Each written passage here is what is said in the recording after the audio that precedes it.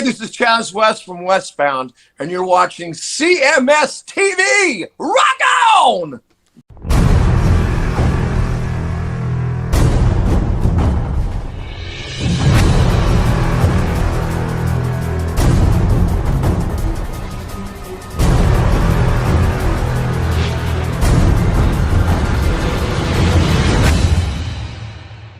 It's Reverend right here on your classic metal show with another form of greed, and that obviously features the vocalist David Wayne, and another band who featured David Wayne, of course, is Metal Church, which kicked off the show tonight with the Gods of Wrath, and God of Wrath coming to the mic is my good friend and partner Chris Aiken. What's going on there, Chris? What is up, Chief? How we doing? We're back on a 4th of July weekend. Just enjoying the time off for myself. I know you don't commute to a job outside the house, so I'm not sure if this affects you much at all. Not a whole lot, but I did venture out on the 4th, so What? that's something. Yeah, I know. I put the computer down and went and did something. I thought you said you weren't leaving the house anymore because you get sick if you leave the house. I try not to, but you know, you get offered a home-cooked meal, you're out. Well, good for you. So here we are. I'm enjoying a 4-day weekend and, you know, just hanging around the house here and doing some pride of ownership house duties. Oh, fun. Yeah, well, I did. You know, I had it planned. It's something I needed to do. And my nephew came over yesterday to help me replace the storm door on the front of my house. Okay. I've had it in my garage since February. And, you know, since it was a long weekend, I said, hey, can you come over and give me a hand with this? So he came over, brought me a bottle of whiskey. That's nice. And we worked together, put a new storm door on the house, and then I took him out and we had prime rib. Wow, that's great. Yeah, so I celebrated my 4th by hanging out with my nephew a little bit and doing man things, listening to metal, working with our hands like men, and then eating a slab of meat and talking about chicks and guns. The good stuff. Yeah, so we did man things, unlike the faggots that are you know, I don't know, celebrated today. There's a lot of that going around. Oh, I know there is. Trust me. Everywhere I look anymore, it's just effeminate males everywhere I look these days. Yeah, no, there's definitely a lot of gayness. So anyway, it was cool. You know, I get to see my nephew probably half a dozen times a year. So, you know, he made the trip over to give me a hand, and I much appreciate it. And like I said, and he brought me a commemorative or tribute to Lemmy shirt Nice. from the Rainbow. He ordered a Motorhead Rainbow official shirt, and he brought that to me too. So he came bearing gifts yesterday. Right. That's great. So he enjoys the show. He listens. Would he mind being my nephew for a while? I Well, could use some gifts. He sort of was. He sent you a Lemmy figure. He did. It's right here. See, he thought of you and sent that to you. Yeah, I know, but he could have bought a tent and taken the arms out of, or the windows out of it and sent it to me as a shirt. Sure. Lemmy tent. Exactly. So all good. And, you know, so, yeah, I'm kind of just enjoying just having 4 days to myself just to hang, man. It's just, I don't know, man. I just enjoy just having the leisure time to just do things that I need to do or want to do and not feel, you know, pressured by a schedule or anything. And, I appreciate those times off, but then again, you know, because of the reason we have, you know, the long weekend is I appreciate the freedoms we still have left in this country, and you know, I'll enjoy that as long as it still exists. Absolutely. Hell yeah! I'm fixing something. Don't Yeah, mind me. I kind of noticed. I noticed Keep going. You're working over there, working the controls. Yeah, I fucked something up. Oh no! I know. I am a useless piece of shit when it comes to this shit. That's all right. But yeah, I was in the studio a little bit earlier, making sure all the settings were right and making sure that I figured out what the problem with the mic was, is that Oh, yeah? I had dusted my board here. I cleaned up all the channels and everything, and there's a gain for output gain for the whole board that goes to the computer that's connected to you, and it was turned all the way up. Right. I was just like, what the hell happened here? And I figured out what it was. So I touched one of the controls and left it in full blast. So, Okay. I think we're good now, right? Sound all right? Sounds good to me. All right, that's good. Perfect. So looking forward to a good show tonight. I've been watching. I said this a week or so ago. I haven't been watching much TV. Haven't watched much movies. Haven't really turned the TV on at all. But I can't help myself but to turn on the Beverly Hills Cop, AXEL F. AXEL F, yeah. I had to watch it. I was really hesitant only because of the flop coming to America, and I was just like, oh, I hope this just doesn't fuck up this franchise. Right. And I watched Beverly Hills Cop 4 AXEL F, and it left me very neutral. It wasn't good. It wasn't great. It wasn't bad. It was nothing. I was very flat on it. Okay. It wasn't disappointing, but it wasn't overwhelming either. So I just was sort of like had a very neutral reaction to it. It wasn't unbearable. It wasn't stupid. It didn't make me go, ugh. But the only thing that was just disturbing about it was Judge Reinhold. Why? Holy shit. He looks old. I would have never recognized that guy. Oh, come on. He looks like him. We didn't. It was just like, holy cow. That's Judge Ryan. Oh, and Kevin Bacon. Holy shit. Now, Kevin Bacon looked really old in this. It's like, and to be honest about Kevin Bacon, I think a little plastic has been done. oh, yeah. But that was tough to look at. I was just like, holy shit, this is the Footloose guy. This is the Tremors guy. Right. And this is just like, oof, wow.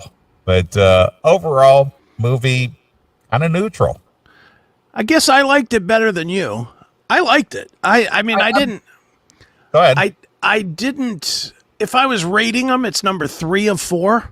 Okay. It wasn't as bad. Beverly Hills Cop 3 was a bag of shit. Yeah, that was a bag of shit. I agree. That was terrible. This was better than that. And as much as I really don't like when they just wedge the old characters in there like they did with not Pierce, what's his name? Bronson Pinchot.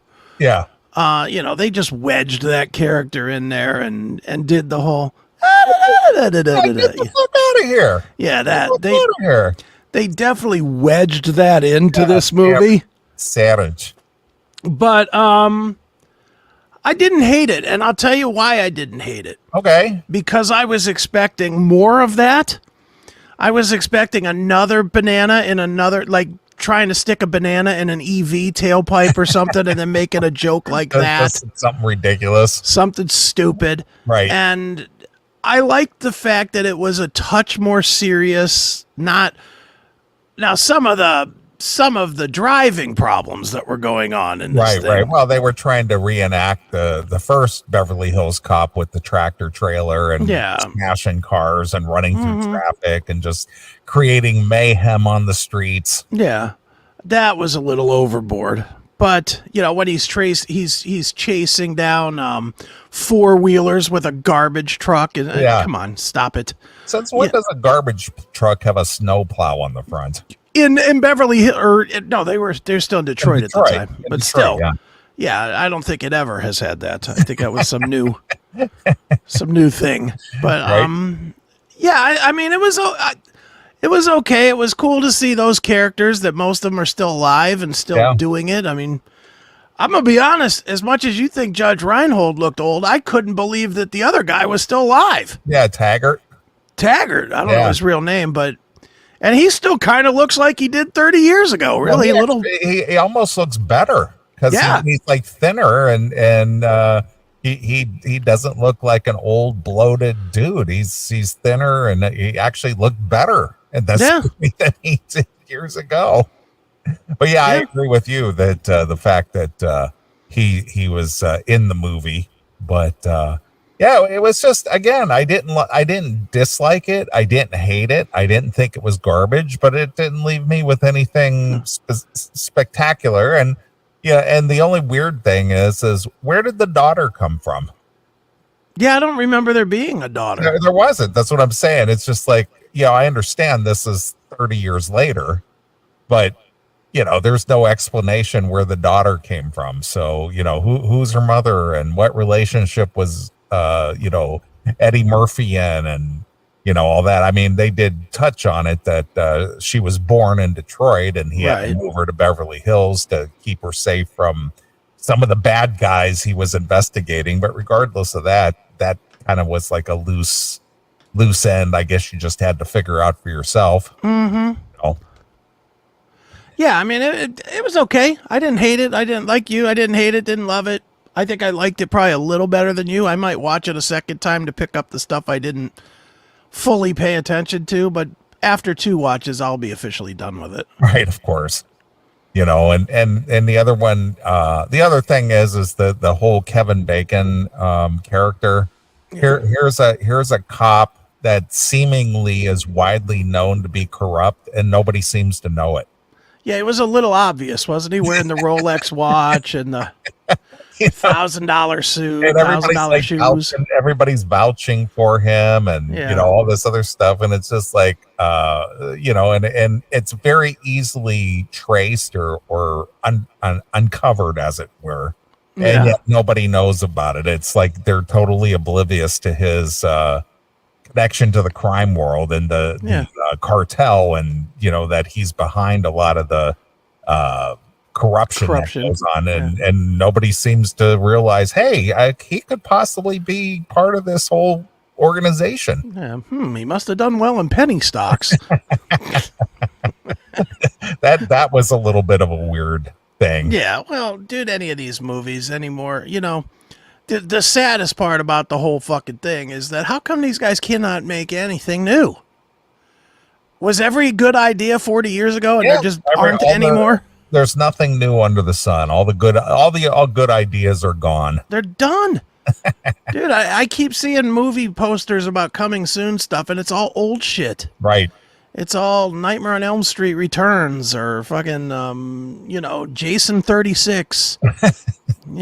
It's like, come on, man. Yeah, there's no new creativity. There's nothing that, I don't know. Maybe it's just like they're just relying on the old stuff to hopefully get some kind of an audience. But maybe it's the younger people don't pay for that kind of stuff.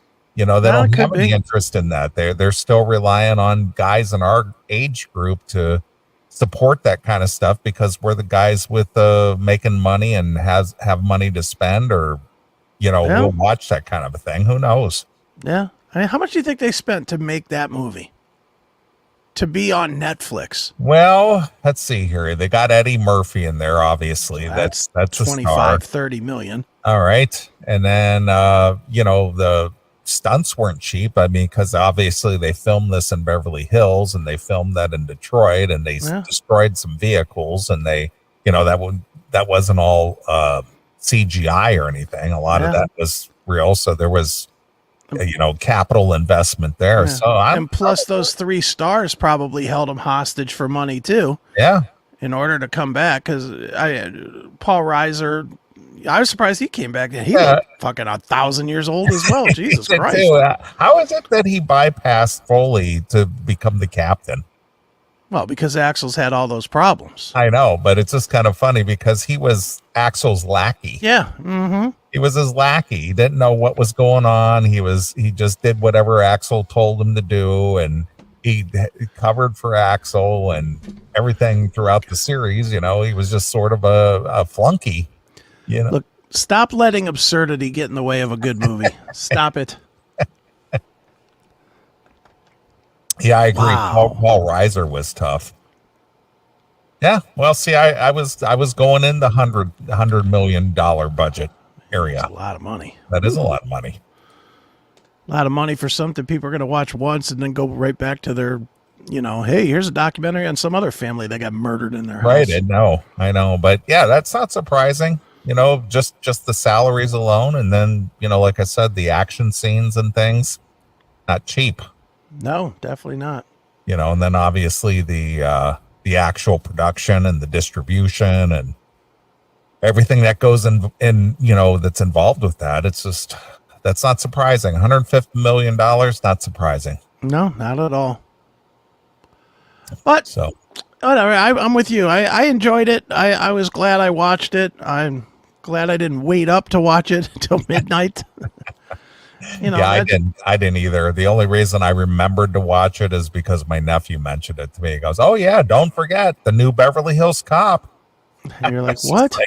So when he took off home last night, I said, "Well, you know what? I'm going to settle in and watch this damn thing." So yeah, so I did. Yeah, not terrible. Yep, not great, not terrible. Yeah, I'm just kind of neutral on it. Not sure. I didn't think it stunk. I didn't think it was great. No, I'm with you. Of course, I spent today watching the only July 4th movie that matters. And that would be Jaws.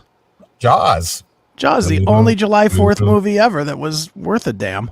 Right? So did you watch the original? Oh, yeah. Mm-hmm. Yeah. And what prompted you to do that? July 4th weekend. Okay. I watch it every July 4th weekend. Okay, well, I wasn't aware this was a forsaken tradition. Dude, I love shark movies anyway. Okay. I really am a sucker for a shark movie. But how like the world calls the Die Hard's a Christmas movie? I'm the same way with Jaws being the July 4th, because Jaws was over July 4th weekend. Okay. All right. Fair enough. And I it's one of my favorite movies of all time. It's honestly, other than the Godfather series, it's probably the most watched movie I have in my collection. Okay. I have probably watched Jaws 1,000 times. Really? No kidding. I love it. And it's weird watching it now when you see that big, dumb, fake-looking shark. Because it looks, even the bad CGI of six-headed shark looks better than that shark. But man, I can't stop watching it, man. Well, you were, 7 years old when that came out, right? Oh, yeah. And my parents took me to the movie theater to see it when I was 7. I was scared to death of the fucking ocean forever. The worst part about it was my grandparents lived on the ocean. Okay. Like they lived in Rhode Island. And they were on the East Coast. Mm-hmm. So not likely see a shark on the East Coast. But yeah, but when you're 7, you don't know that. Right, of course. When you're 7, you're all you know is it's the ocean. When you're 7, all you're doing is you're walking out. Meanwhile, it's like a foot and a half of water. It's to your knees as a 7-year-old. It's not deep, but you're like looking at the water, hoping that you don't see a shark. Like, oh my God, I'm gonna get bit. And you try to come running out, and your mom yells at you, "Get back in the water!" Right. Stop being such a pussy. Pretty much, yeah. Yeah. And then my dad would come out there, just fling us into the water because he knew we were scared of the water. Right. Yeah. I was scared. I was scared of the ocean pretty much from the beginning, because they took me to see Jaws when I was like 7 or whatever. Yeah. Well, it's interesting, since we're talking about movies and ideas and things that had large impact and so on and so forth.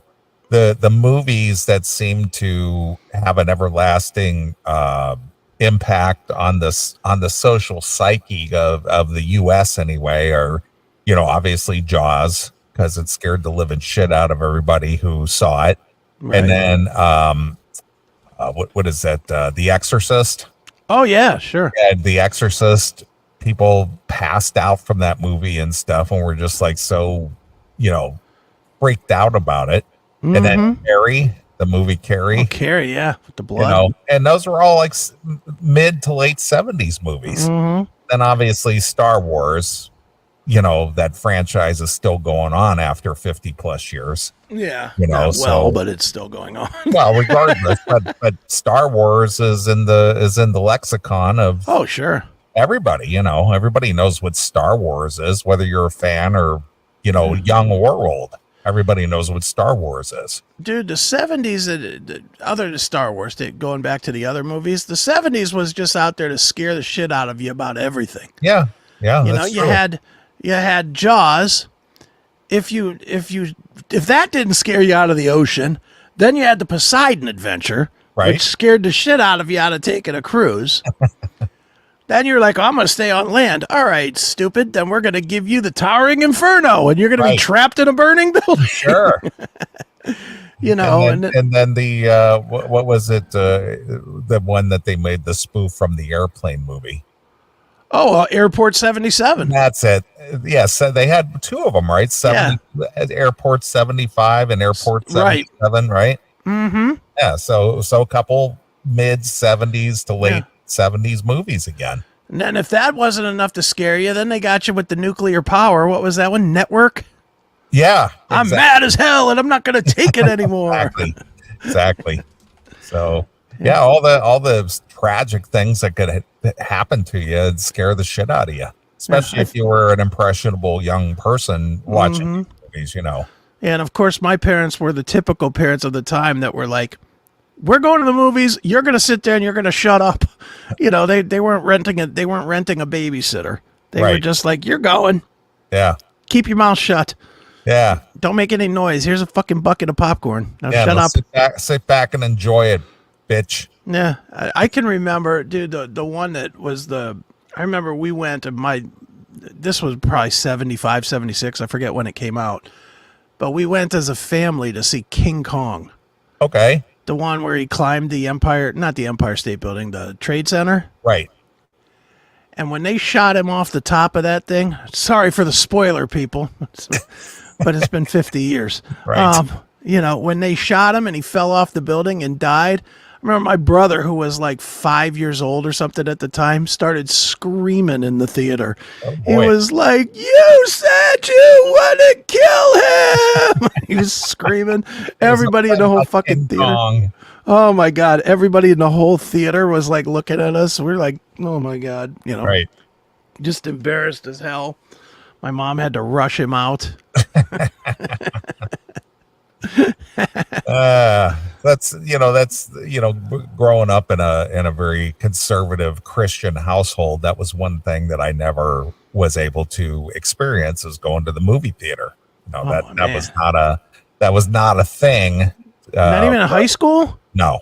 Oh wow. No, when I the first movie, and I know I've said this on the show before, but the first movie I ever saw was The Wildlife. Oh wow. With Christopher Penn and Eric Stoltz and Jesus Christ, that was what, late 80s? No, that was 85, I believe. Okay. Yeah, that was 85. Man. 84 or 85, somewhere around there.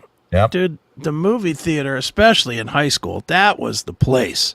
That was what we did pretty much every Friday. We would go. It's now the Kent Stage, but back then it was the Kent Theater. Right. You know, we used to go there pretty much every single Friday night. That was what we all did. You know, I lived right on the border of Kent and Streetsboro, like literally right on the border there off of Diagonal Road. And I know that means nothing to most of you, but but before I had a car, we used to walk there. It was like a 2 mile walk, 3 mile walk. We would walk over to the theater, and or eventually someone had a car and we'd pile in like 8 people into a Kia or a Metro or whatever, Geo Metro, whatever it was, you know. But I just remember we used to just fuck it up in there. We'd buy candy and start flinging candy around as soon as the lights went down. And I used to sneak in, like if we were seeing a horror movie, I would sneak in a squirt bottle of ketchup and I would just squeeze it real hard at random parts so that people thought it was like blood landing. And people would just start screaming in the theater. Yeah. I remember, you know, the big deal that people always talked about was attending the late night showings of the Rocky Horror Picture Show. And they'd bring all their crap with them to throw at the screen, you know, their toast and everything. Yeah, exactly. Mm-hmm. Exactly. Dress up as the characters and stuff like that.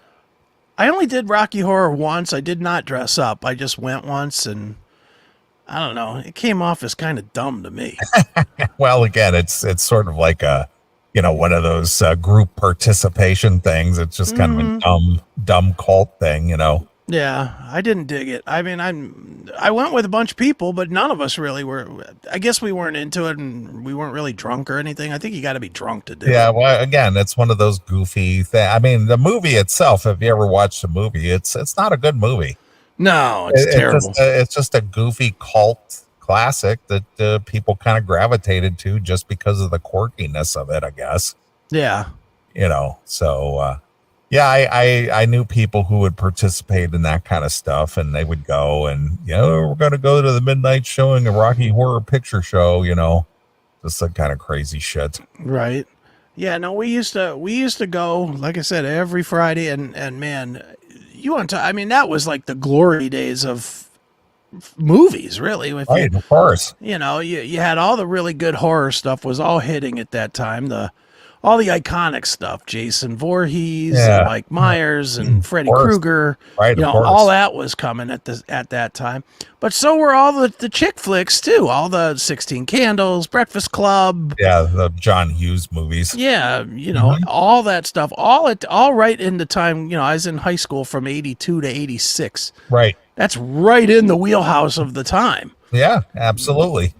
And it was cheap. I think tickets for the movies were like $1.50 at the time or something. So you could dig through I can remember many times digging through my couch, just digging up quarters that fell out of my dad's pockets or whatever, and having enough to go to the movies. And right. Go to that movie theater. That was our Saturday or our Friday. Yeah. Well, and after that, go to McDonald's. Right. Buy a cheeseburger for 39 cents. Because you're trying to cover the smell of the beer that you were drinking. Nice. Yeah, our hang for the high school years, mostly between being a sophomore and a senior, because I had I'd bought a car when I was a sophomore, right? And it was cruising up on Arlington Road and Waterloo Road through the A&W and the McDonald's and around the Parasons and. Oh, Paris, up around there, that was where the hang was. And then a guy that was in my class, his family owned a entertainment complex down on Arlington Road called Starcher's Pool Hall. Okay. It was 24-hour pool hall, and it had, batting cages there and, obviously pool tables and jukebox, and, you could buy, vended food there and things like that. And we played pool till like 4:30 in the morning, on like a Friday night or Saturday night. And, I'd be sneaking in the house at, 4:30, 5 o'clock in the morning, right. During the summertime, Sure. And that would just freak my mom out all the time, because my mom and dad would be up eating breakfast at 5:30 or 6, because my dad would be getting ready to go to work, and I had an outside door that led into my bedroom. I could actually walk outside from my bedroom, right? And I would try to just eke the door open and try to sneak in, and she'd pull that door open. Is that you just coming in? No, Mom, going out. Yep. Getting the paper. Yep. Getting my morning walk in. That's right. Too funny. Yeah. Dude, I miss those times were so innocent and easy. Mm-hmm.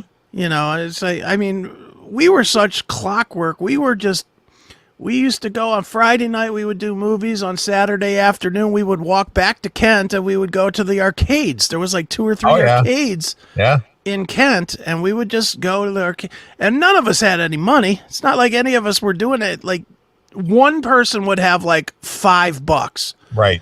And we would somehow find a way to make that last a full day, plus get a couple of hot dogs each. And, somehow you did it. I don't know how, but, and we would go. And then maybe we'd sneak onto the golf course that used to be over there in Kent. I don't remember the one over by Kent Roosevelt. Okay. That's not there anymore, but it used to be. A lot of times we'd sneak on there and, just hang out or steal flags or right. whatever. Yeah.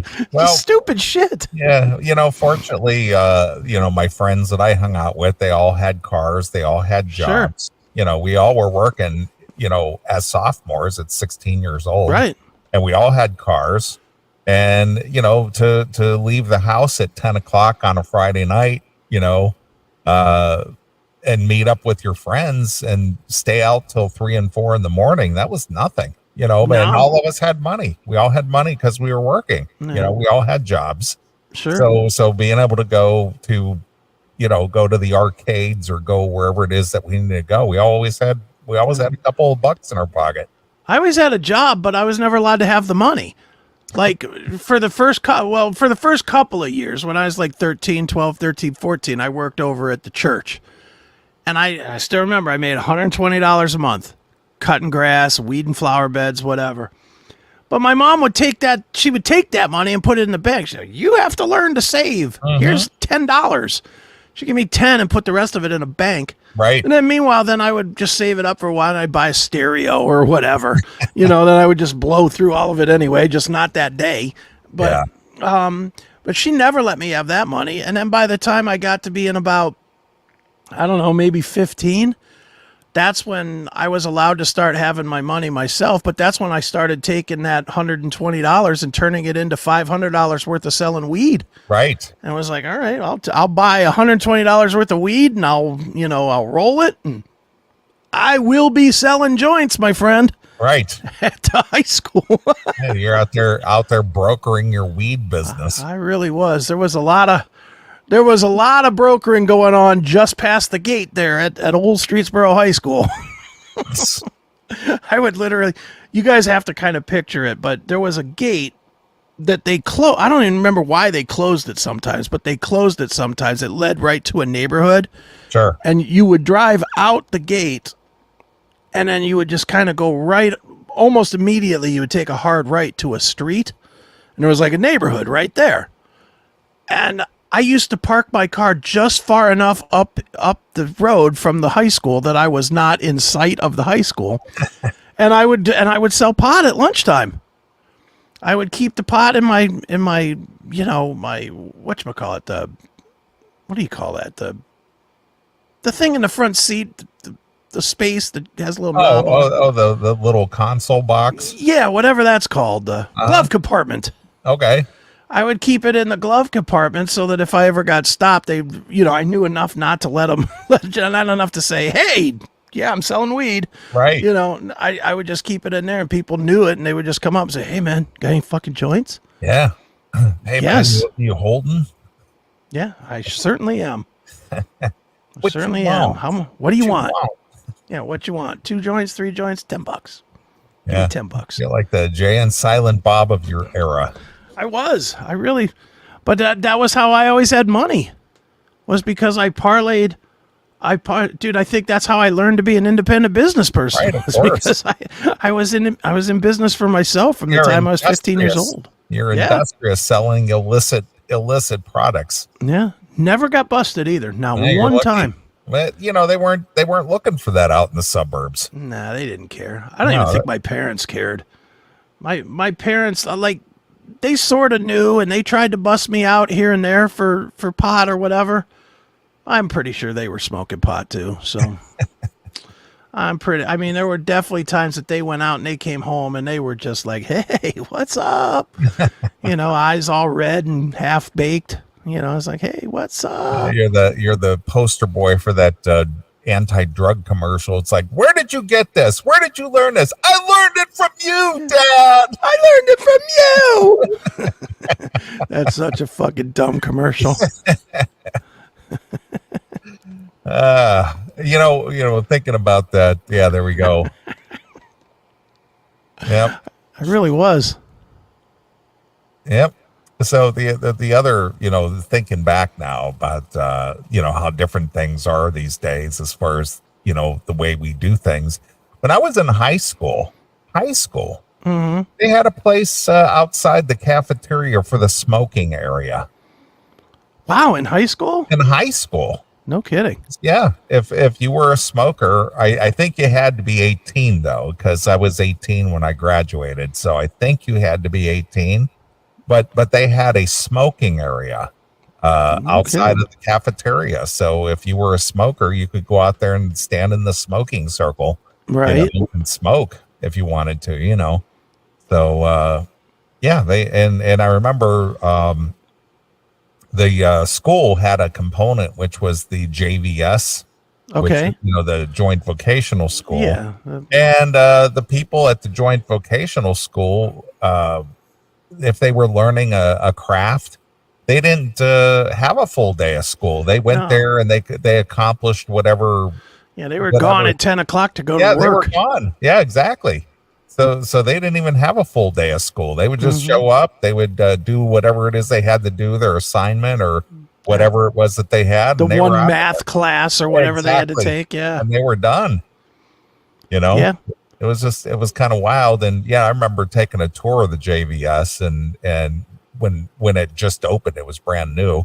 And it was a consideration whether I might consider going there or just continue with the traditional high school. And the students who were already there, I mean, they had like a diesel class there because I was interested in automotives and things, and they were smoking while they were working on the cars and the engine and shit, It was like, holy shit, what kind of a it was a free for all over there. Yeah. It was the same with our school too. I mean, we did not have a smoking area though. Smoking, I can remember our principal just walking through the halls, busting people that smelled like cigarettes. Right. He would just kind of stand there, Mr. Garrick. He's a big monster. And he would stand in the hallway and he would just watch people walking by. And if you smelled like cigarettes, he'd be like, come here, you. And he'd literally frisk you right on the spot. And if he found cigarettes, he took them off you. And then you got a 1 day in school suspension or whatever. Sure. And it was always the same kids that were in suspension all the time. Right, of course. Because they always were, either getting high or smoking cigarettes or both. Probably usually both. Right.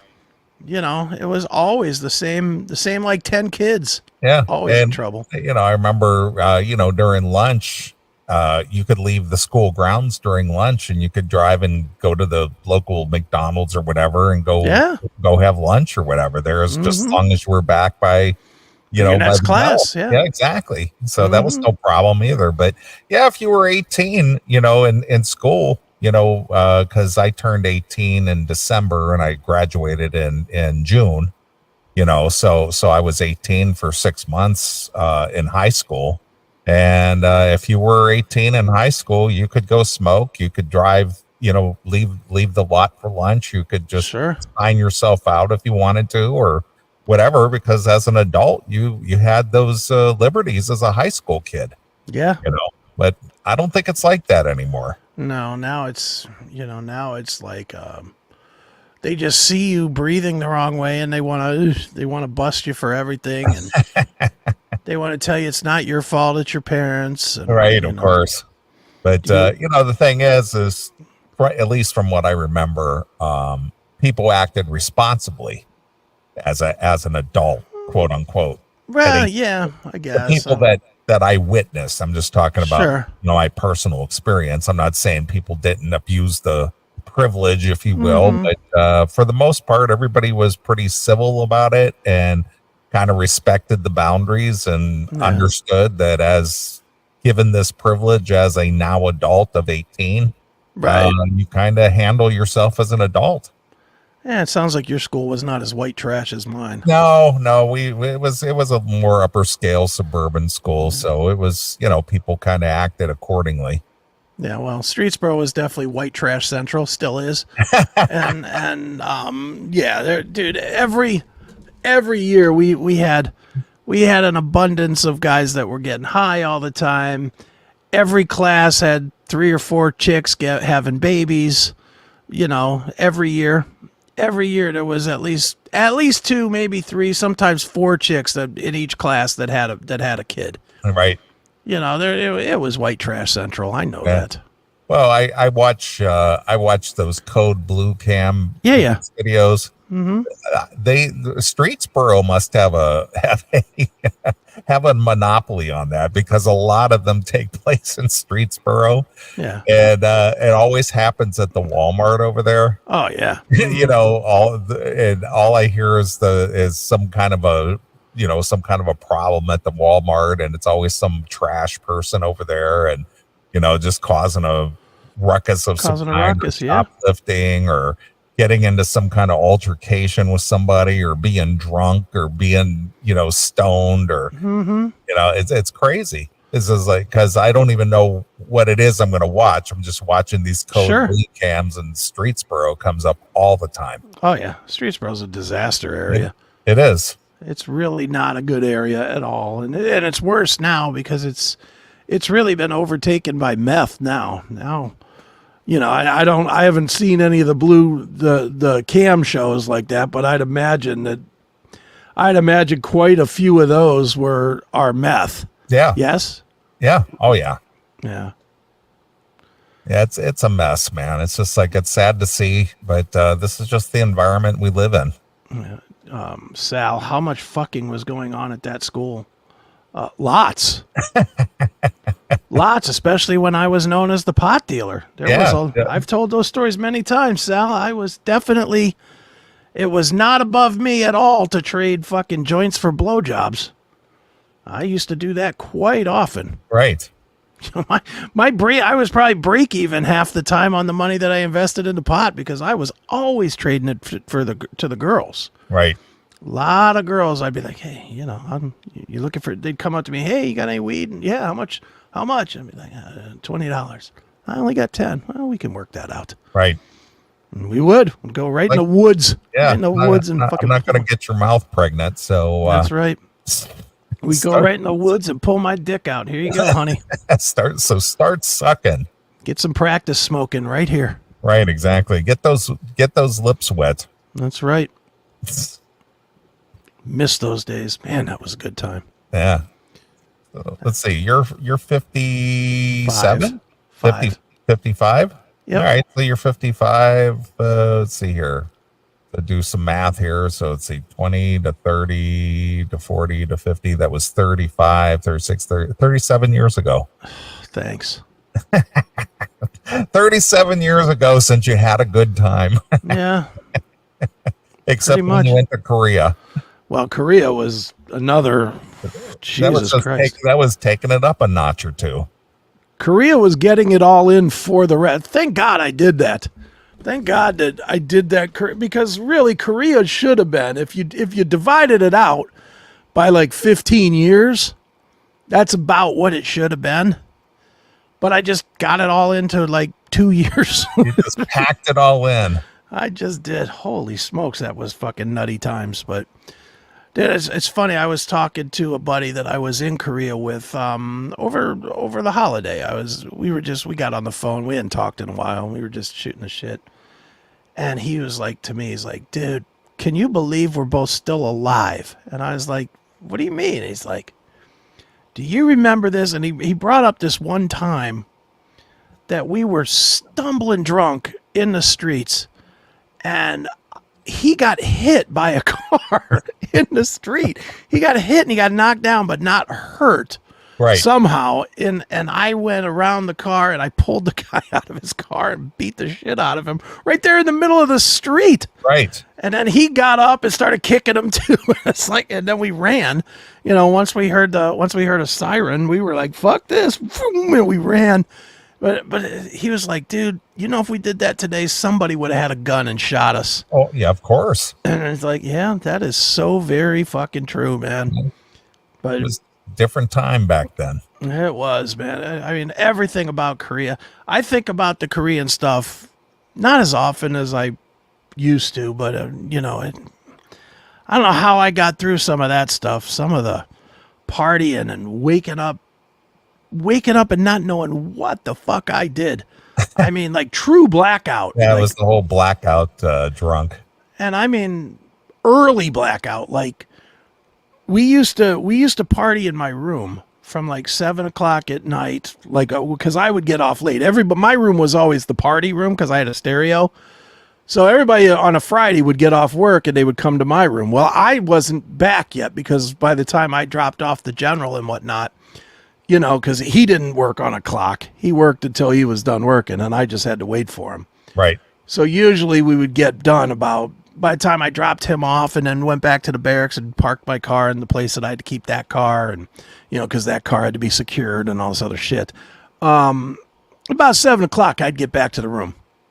So I would go from dead sober at 7 o'clock to waking up the next morning and not remembering. And people would be like, dude, we had a fucking great time last night, right?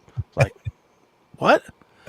And they're like, yeah, man, don't you remember? We were down at the heavy metal club and we were doing this and that. And you said this and you punched that guy in the face. And I'm like, I'd look, my hands would be all fucking bloodied and broken. And I was like, oh, yeah, okay. And I don't remember none of it. Right. That fucking soju was a monster.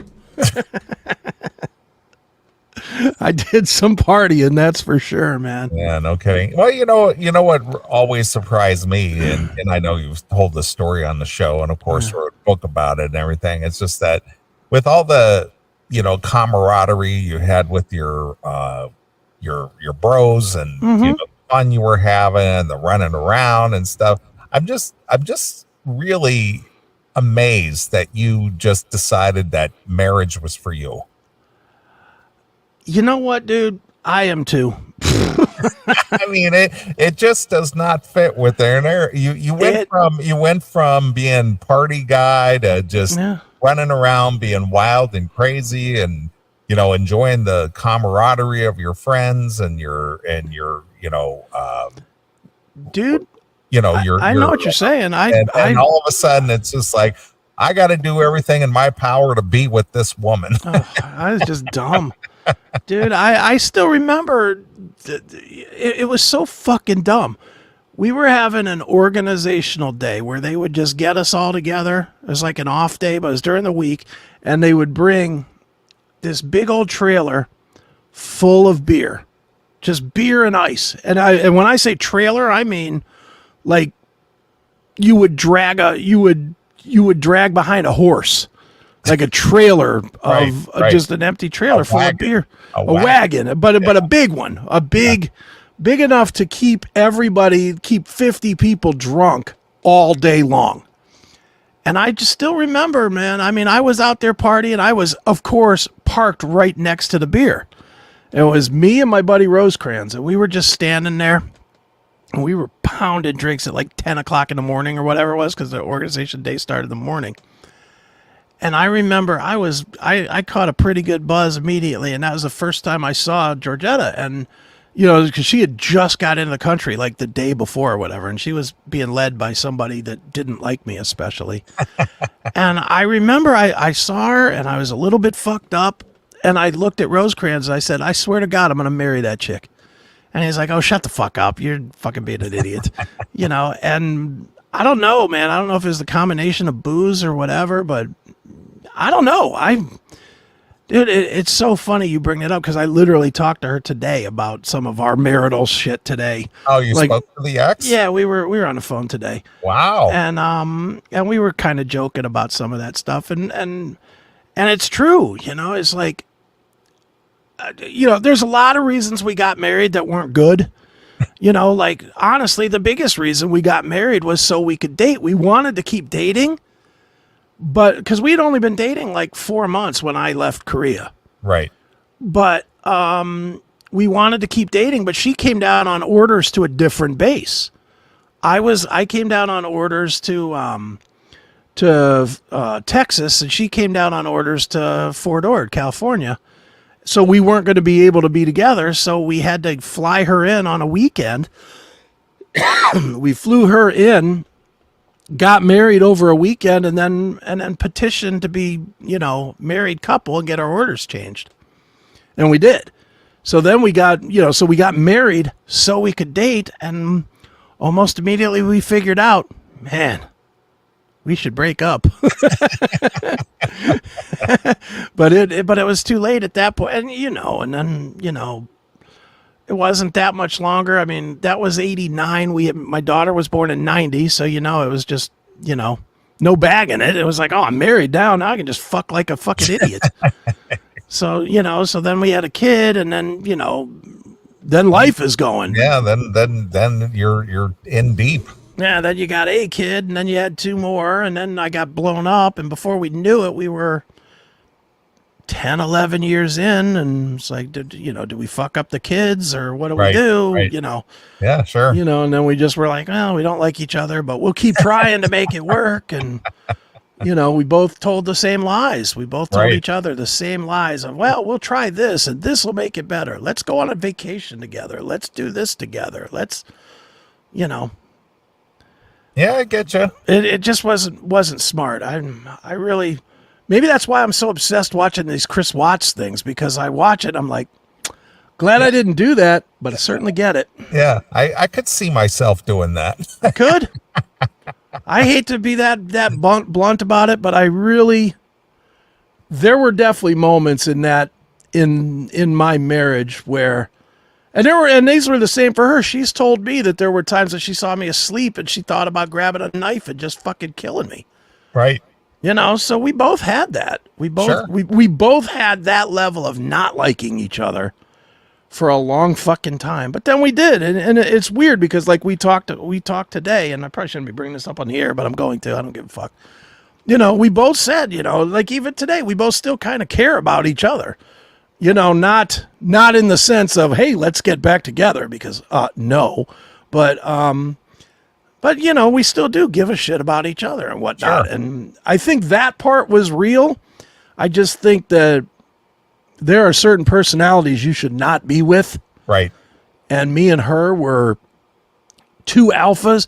I joked with her today that whenever we had a problem that was like she had one side, I had another, it wasn't there was no compromise. There was dig a hole, put razor wire around it, line it with claymores, because there's no giving in. It's fight to the death. Right. And that's what we did about everything. It's like, I want to order a pizza. Well, we can't afford fucking pizza. Well, yes, we fucking can. Now I'm buying 2. It was like that instead of like, okay, well, then we won't have pizza. Right. Today it would be. There's no compromise. It's none. I'm going to rule the roost here. Yeah. A dumb argument like that every couple has and 99.9% of the couples could do would be me figuring out that I got $150 in the bank and I would buy $150 worth of pizza. Right. Just to fucking stick it up her ass. That was how I was. And she was the same way. She was the exact same way. It just wasn't meant to be. Right. Of course. But anyway, enough of that, because we got guests probably waiting in the other wings. All right.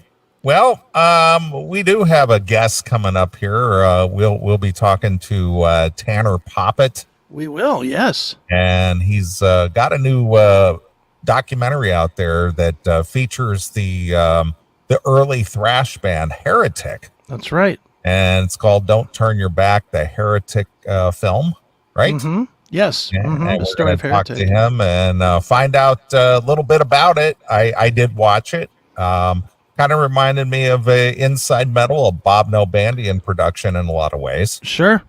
And I appreciated it only because I am a huge Metal Church fan, and the tie-in with Metal Church is huge, especially when it involves David Wayne and Mike Howe. And Vanderhoof. Which kind of spurred me to think of some questions to ask. So no, this is going to be great. And I guess Angelo from the band is going to be with us as well tonight. So right. So this should be good. Okay. Well, since you brought up the wife and the former wife and all that kind of stuff, I thought maybe I would play this Reverend tune. All right. We're just going to do one and come back? That's up to you. You tell me. Let's do that. Let's just do one and come back. All right. Well, I'm going to play a Reverend tune featuring David Wayne on lead vocal. This was from the World Won't Miss You. Okay. And Chris is in remission from hating the ex-wife. so here it is. This is Reverend with Remission exclusively here on your classic, and I do mean classic, metal show.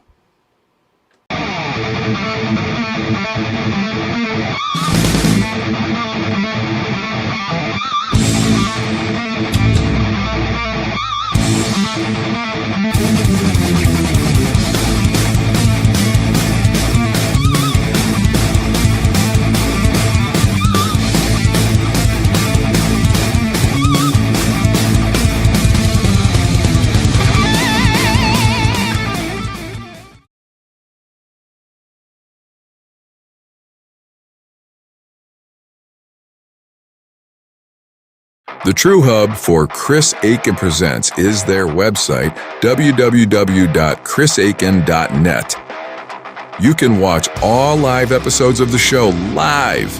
Participate in the chat as well. You can get past shows in both audio and video on demand formats. Join Eric Ferentinos' VIP Facebook group right from our page. Bookmark it today. www.chrisaiken.net. That's CHRISAKIN.net. Hey, this is Aaron Lee from Y&T, and you are watching CMS TV.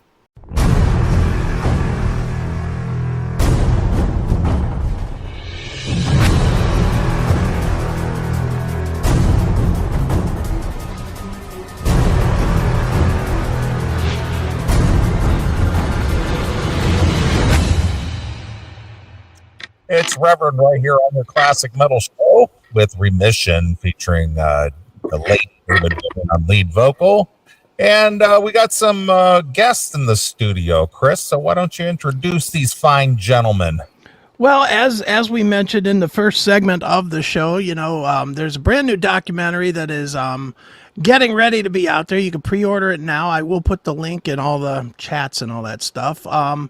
It is about the band Heretic, which I was just telling these guys that here in the Midwest, we really didn't hear much about Heretic, so I didn't know much about the history. But it's a crazy story, and we love that always. And certainly these guys, well, certainly Angelo here lived it, and Tanner here turned it into a movie to tell the story. So welcome to the show, Angelo Espino from the band, and the Tan Man himself, Tanner Poppitt. How are you, man? Gentlemen, how's it going today? I'm doing good, man. Thanks for guys so much for having us and helping us promote the film of the Don't Turn Your Back, the story of Heretic. So we appreciate it.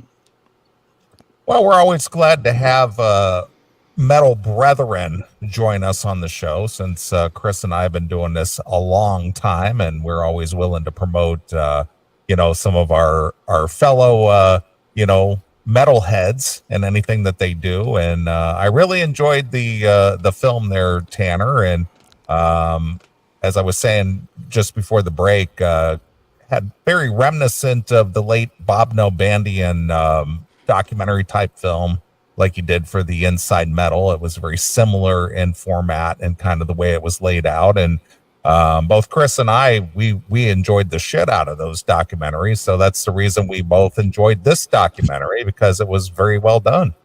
Oh, I appreciate that, man. Hopefully you enjoyed the story. And Bob was definitely a huge influence, as you can probably tell with the credits and whatnot. And I just really loved how he put his films together. So I had never made a film before, and I kind of, was kind of emulating Bob. I was channeling Bob through. I could tell. I could tell very much so. I was like, wow, this format looks very, very familiar to me. That's a good one to steal if you're going to steal one. That's a good place. But well, Tan Man, start with the kind of thoughts behind this, man. I mean, of all the bands that you could do a documentary on, why Heretic? Why, were you like a huge fan as a kid, or what got you into Heretic? I know you love Metal Church. I'm assuming that's it, but tell me. Yeah. I mean, Metal Church is my all-time favorite band, so that has. With that, I kind of learned about Heretic and Reverend, and I actually discovered Reverend first. The song you played, Remission, and that particular album, World Won't Miss You, was a game changer, and same with Play God, which Angelo played on. And, I was just a huge fan in high school, man. I was that weird kid where the iPod was relatively new, and I was still rocking the Walkman, and I was kind of that weird nerdy kid that would, didn't want to conform to the norm, and Play God was like one of my go-to albums. So years down the line, because of being in the metal scene, we got to play a gig together about 10 or so years ago. But before that, we shared a lockout with Inger's Art, who Angelo was a part of at the time. And so we kind of just connected on that end. I was just a huge fan. I met them. They were really nice guys. And the whole conversation kind of sparked on a podcast episode off the air, of course, where we started, me and my co-host Shannon Fry were just bullshitting and talking about our favorite metal documentaries. And either me or him, at this point, it doesn't matter, one of us kind of made a comment of, why doesn't Heretic have a film or a documentary about him? And I said, let me go approach the guys and see if they'd be into it. So that's kind of how the whole essence started. Right on. Now, Angelo, you were in the scene, and obviously you played in Reverend for a bunch of years, with David Wayne. Before the reunion where you came back as a member of Heretic, as someone that was in that scene at that time, what do you remember about Heretic? Was Heretic like one of the bigger bands that was coming out? There was a lot of those kind of bands that were coming out at that time. Was Heretic seen as, right there with Metal Church and Bitch and, those types of bands? So at that particular time, LA had a huge music scene. So, and Heretic was a big part of that scene. Heretic, Armored Saint. I wouldn't say so much the thrash side of things because, Slayer was huge in the underground scene here at the time. So, but no, they just had a big drawing. They had great management. They got a lot of the cool gigs. Motorhead, Wendy O. Williams. Just a lot of the big shows that came through town. Heretic was able to get on. That got them a big following. And any Heretic gig you went to, whether it was at the Country Club or at the Whiskey, the Roxy, you name the club, it was packed. So they've always had a big following in the LA area. Sure. Was that at the same time that you were doing? What were you doing then? Uncle Slam, or was that even before that? Oh, that was that was long. That was long before that. I didn't get into Uncle Slam until probably, I'm going to say late 88, 89, right around there. Okay. On a very short amount of time before I joined Reverend. But it was just, like I said, it was a little bit before that time. But Bob Marquez, the guitar player at the time, and myself were like best high school friends. So we just we ran together. So I was at a lot of rehearsals, a lot of shows and stuff like that. So I was kind of like that part of that group. Excellent. Well, Tanner, getting back to the early part of, the documentary and Heretic, one of the guys that I got to know a little bit through Bob Nalbandian is Bill Montoya. And he, you had a opportunity to interview him for this film, and really nice guy. That guy couldn't be nicer. Such a low-key, easygoing, laid back. That guy is just always just so friendly all the time. So when you approached him to be a part of your documentary, was he hesitant at all, or was he just like, yeah, I'd love to talk about that? So at the time I approached him, he was really busy because he's always really busy. He's Bill Montoya, for gosh sake. So he was recording bands, didn't really have the time. And so when the film actually got finished and I was kind of promoting it a little bit before the premiere happened, Bill was actually like producing one of the shows, and he was like kind of bummed about, not being able to be included in it. So we made it happen basically as the film was getting completed. So he was actually the last to be interviewed for the film, and I'm so gracious and so grateful to have him be a part of it, man. I'm really thankful. So that's kind of how that whole thing happened. Sure. And it was such an 11th hour thing too, because when we actually had the premiere at we had a theater out here in Southern California. When we had the premiere, Bill wasn't in that. He wasn't in that actual part of the footage. So for Tanner to be able to get Bill, be able to edit him in and have it available for the Blu-ray when it got released was mind-numbingly amazing on that. Perfect. Well, the crossover between Heretic and Reverend and Metal Church and the incestuous relationship that those entities had. The name Kurt Vanderhoof came up a few times. Did you approach him to comment in this movie, or not approach him? Or if you did, what was his reaction or answer to it? Obviously, he's not in the movie. So did you approach him at all? I did. I actually sent an email and I never heard a response back. That's about the long and short of it. So Chris, get Kurt on the phone, will you? Well, you think he answers my calls? Well, he did our show, so goddamn, you should have his name and number on speed dial over there. Hey, I'm not gonna lie. I was not that aware that Tanner was doing this movie. I would have helped. I would have definitely tried to put the.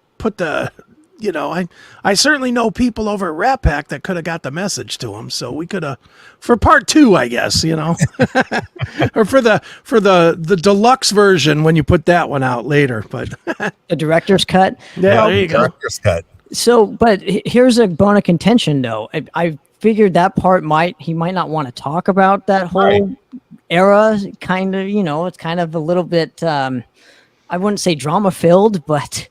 They were just kind of swapping vocalists at the time. So I didn't know if he wanted to tell his side to it, but I did reach out for the record and I just never heard anything back. So, Well, I'm going to dig into the story, but I'm going to try to keep it a little vague because people should definitely buy the DVD, but you got to tell some of the story to tell people why it's an important story to tell. And I'm going to be honest, as heavier metal went back in those days, I think Heretic was kind of the hair metal equivalent to the band London, where a lot of great people came through the band and then left and went somewhere else and found success. Very much like London had Nikki Sixx and Blackie Lawless and, a slew of other people that did the same type of thing. What was it, and either of you can pick this one, what was it about Heretic where it just never seemed to all gel and stay gelled together to see the band rise? Because, and I'm going to be clear about that, if you go back and you listen to the EP and the first album, and you can say that's better than the first Metal Church album, I'm going to call you a liar. It was that good from the start. And yet, for some reason, that collection of guys just never could find the magic dust or whatever it was to keep it together. So what do you think it was? I think for me, kind of being, on the outside looking in, and being good friends with all the guys, there was a couple things. When they originally started doing shows with original vocalist Mike Towers, when he left the band, that was kind of a big shock. And they were kind of like, oh my God, we need somebody quick mode. Fortunately, Julian, who was a good friend and a great singer in another band at the time, happened to be available. So, him jumping in, getting a new crowd, building momentum again, getting to go into the recording studio, only to have him kind of fired because Mike Howe comes into the picture. So Mike Howe comes in, they do the Breaking Point record, get a little momentum, go out on tour. And basically that was a big audition for Metal Church, so Metal Church ripping him away, just all the momentum, it just seemed to like hit roadblock after roadblock after roadblock. I think after a while, it just, Heretic got kind of lost in the shuffle because now they were looking for another member, another vocalist this time. And I think that was the big thing. There's just having these little roadblocks come up all the time. Yeah, I think it was poor management, to be honest with you. In doing this film, I think it was definitely poor management. I think, again, this is just an outsider perspective here, but in doing the film, you kind of learn a lot about kind of what happened. And I'm going to be honest, they had one of the biggest managers ever to be, right out of the gate managing Heretic. And I just think with the combination of vocalists, and maybe somebody got tired and just moved on from them. And that, again, it's a kind of a touchy subject for me, but I think it was poor management, just my opinion. Well, and the story about Mike Howe is, it would never happen today, and I guess I never really thought about it this way, but in today's world, it would not be uncommon to grab an unknown and put him in a band, if he had the chops. But back then, the story that was told in the movie really highlighted the fact that management companies didn't want to work with somebody that hadn't proven it on some level somewhere. Very different now, but looking back at it, I mean, was Howe even like a guy that anybody knew, or was he a total unknown? I mean, amazing voice, but how does Mike Howe find his way to Heretic, I guess, is the real question, if he was an unknown guy.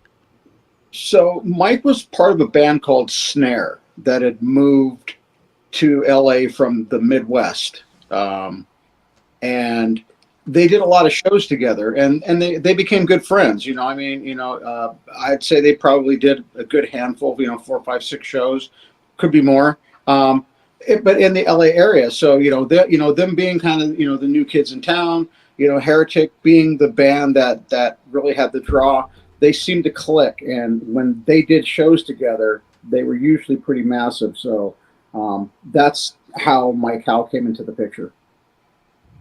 Well, when it comes to the essence of a band, aside from the name, when you have so many member changes, what makes a band? What is the essence of a band? Especially if you're changing singers, if you're changing guitarists, you're changing all kinds of members.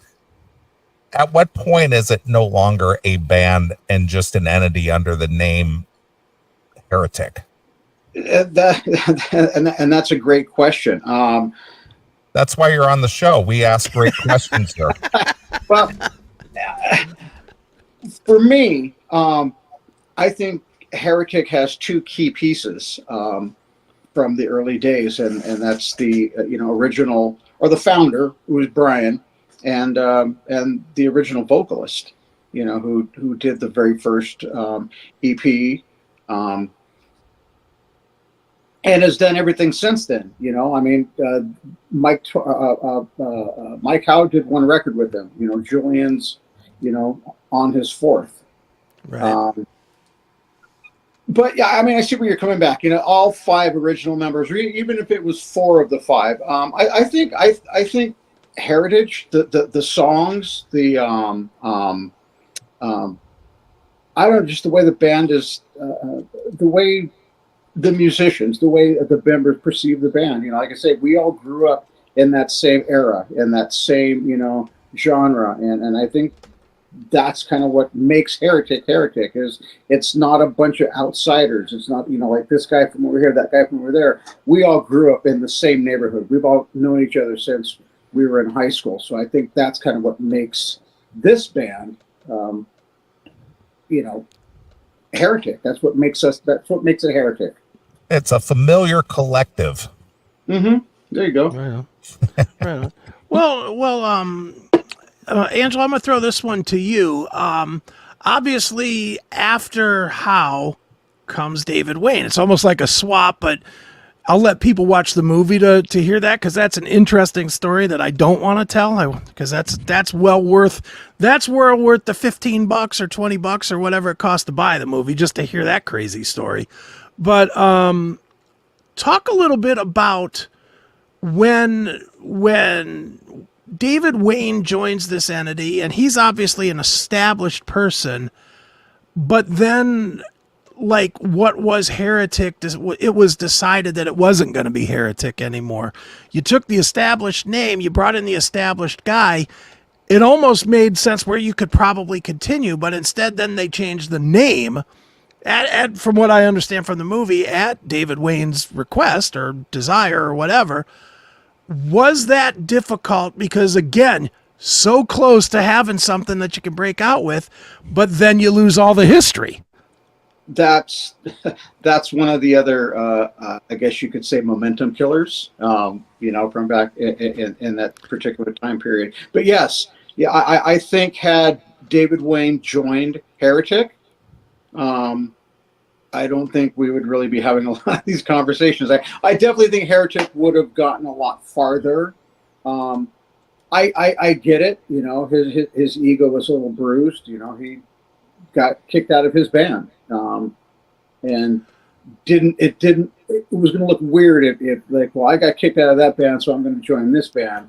No, I've always been the reverend of the metal church, so we're going to change the name of the band. And like I say, doing that, I think just it killed everything that Heretic had ever done. Do you think it really was just a sense of ego of, well, I can't join the band that they replaced me from? Yeah, pretty much. Like I say, that was just a little bit before I had come into the picture. Okay. It actually came in during Reverend's second record. So I had kind of lost touch with the guys a little bit, because after the Heretic thing kind of split up, there was a lot of uncertainty in that time. So there was a lot of decisions that were made, that were total in-house. So I wasn't privy to a lot of the stuff until I joined years later, and get to hear these stories. In fact, I learned a lot of stuff from this documentary myself. But that's pretty much, like I say, it was never going to be, because the first two Reverend albums would have been Heretic records had the band never changed its name.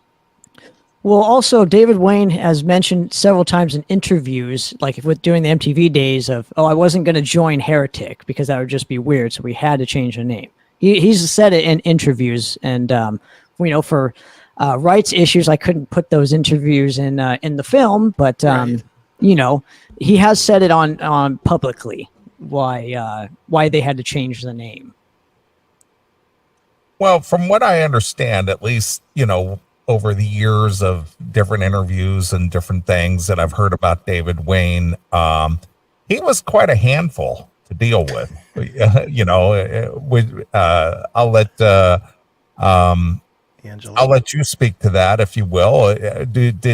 Who could speak about David Wayne? Was this guy a handful to be around, or was he as friendly as people say that he was, or was he just eccentric, or what was his deal? I know we heard one story about a handful in the documentary. You know what? He was both. I can't. I really can't speak ill of the dead. I will say that my career would have never gotten near what it was if it hadn't been for David Wayne. Taking a chance on some dude that the guitar player grew up with. Like, I know this guy who plays bass. So it could have been a number of people. Do you develop an ego at some particular point in your career when Jesus Christ, he was the vocalist of Metal Church. I was in awe when he would come into the room. I'm at, try not to be fanboy, but I'm like thinking, oh my God, that guy's so, he wasn't the easiest person to work with, but when you're creating music, sometimes heads butt. Sometimes people have different, points of view on how something should be sang or how a part should be played or whatever. So, but he was also fair, we pretty much had free reign to do what we wanted musically. We never had to ask permission for anything, he just liked he liked a tight ship. Let's just put it that way. Right on. Well, with him coming into the band, and I'm curious more about Reverend, because Reverend had a fairly not long run either. You know, what was it there? Did he come in with a expectation of just kind of, well, we're going to pick up right where Metal Church was, and we're now Metal Church? Did he have that sort of an expectation, or did he understand that even though he had played on some great Metal Church records, that it was basically a new band that was starting over? No, I think had everybody played their cards right, I think Reverend could have been as big as Metal Church, you know, maybe even bigger. David Wayne is definitely was definitely a well-known name. He's a legend now, but I think he was a legend back then. I don't know. I don't know. Tanner, what would you say? I would say that the scene was changing, and it kind of hindered Reverend's chances to get to like the next level just from doing the doc again. You know, you really find out that the grunge scene was kind of coming in as Angelo was recording, you know, Play God and doing the live record with Reverend. And I think that really hindered the chances of that band, because I think had they started in 1984 as Reverend and then made consistent records, I think they would have been as big as Metal Church. Because you got to remember, you know, Metal Church started making records in like 84, 85. Yeah, well, I noticed that during the timeline in the documentary, and you know, you kind of made the point that I was going to hit on here, is it's too little too late. Yeah, I think that's exactly what happened. But again, Angelo lived it, so he might have a different perspective than me. So, yeah, no, I don't know what he was feeling. I think you're right, and I think the writing was definitely on the wall. You know, I mean, so what we're looking at 90, 91 now. Like Tanner said, you know, the music scenes were starting to shift. You know, we were doomed, and there was a lot of bad decisions made. Money was going in nefarious places. Let's just put it that way, and it really wasn't going in pocket. So, like I said, there was a lot of things that were going on at that particular time. Well, that's something I want to touch on there, Angelo, since you lived during that era. Obviously, we're 30 plus years since that time, and there was discussion in the documentary about people not being happy with the record label and all this other stuff. Bands today, they don't have that luxury or that ability to quote unquote be signed and have money put behind them for artist development and tour support and all this other stuff. Everybody is sort of self-financed these days because they're, record labels for the most part, they just don't exist. And there aren't any people who put that kind of money into developing a new artist or an act or whatever the case may be. 30 plus years later, looking back, when you were up and coming and trying to become successful yourself, did you have ideas of, man, if we get signed, we're going to make X amount of dollars and we're going to live like rock stars? Or was that a concern of yours? Or are you one of those pure artists that, man, I just love to play music? Well, no, as a kid growing up, you're always gonna, own a jet and be a rock star and travel across the country. I think at that particular point in time, I think it was pretty clear. I think had money been used properly, there was definitely there was enough money for tour support. There was enough money for a lot of things that didn't happen. So. Like I say, it was just mismanagement of funds, mismanagement of the actual band itself, and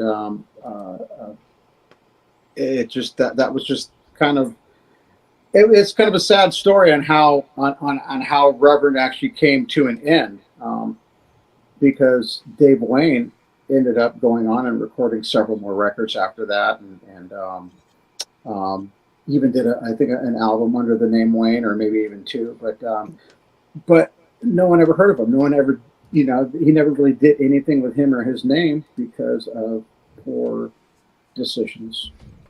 Sure. And by that time, like say after Reverend, I was in a few local bands, and just I lost the desire, I lost the fire, the drive, and walked away from music for quite a few years. But then you came back. When you came back, and then it was almost like you came back into that old scene that was all coming back, because I know you were in Hyrax. I know you did some time with Bitch, I believe, Mm-hmm. And then of course Anger is Art you did for a few years. Like, you stepped in to like all of those guys. What was it about that whole scene that came back kind of all at that time?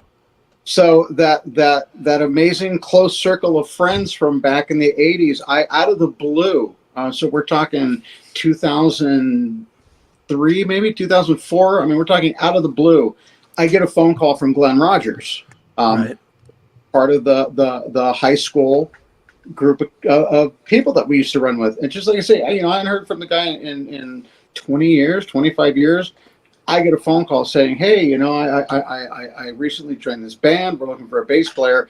And I kind of laughed because I hadn't played a guitar in maybe 5 years. So I was like, you know what? I kind of stepped away from it. Thanks, but no thanks. And he was pretty persistent. And he said, look, just let me burn a DVD or a CD, and I'll send it to you. Just listen to the songs and let me know if you're interested. And it turned out to be Hyrax. Okay. And that was kind of like my, like getting my feet back into things. And it's been different, definitely a lot different, because like today it's a lot of do it yourself. And like, talking about earlier, having the record company, and doing this and doing that and stuff like that. Now it was definitely a lot different. I thought it was a lot more fun, and then I think as you get older, you realize that the fact that you're still able to play, you're still able to do the thing that you loved as a kid, just it makes it all that much cooler. Sure. Do you think, as someone that was in that scene, Angelo, do you think that, and I'm just going to call it the Metal Massacre era, just for lack of a better term, but do you think that era and those bands are picking up steam now that maybe wasn't there in the original time? I mean, certainly everybody that was a hardcore underground person had the Metal Massacre records, and Absolutely. we certainly knew those bands, but that was not a lot of people. That was not the Motley Crue fan base that there was 5 zillion of.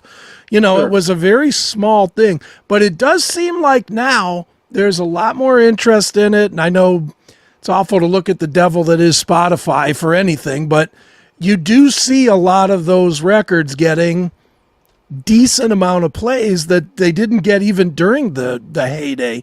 Do you think that maybe just the entire scene missed the boat and it's now being discovered that it's good music? Different times. There was definitely a much smaller scene at the time. Like I say, when that big Seattle wave crashed on the beaches of metal, it was just like, whoa.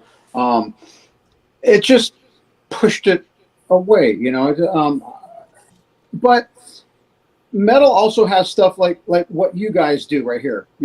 We didn't have podcasts back in the day. Everything was like you say. Sure. You wrote a letter. It was a fanzine that got mailed out or something like that. So it was, like I say, a lot of different times.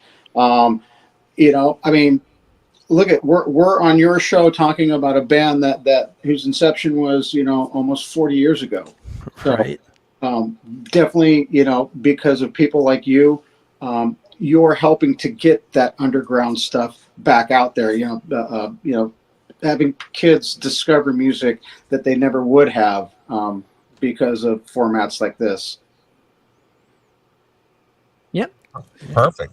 And amazing people like to pick the most random bands to do documentaries on.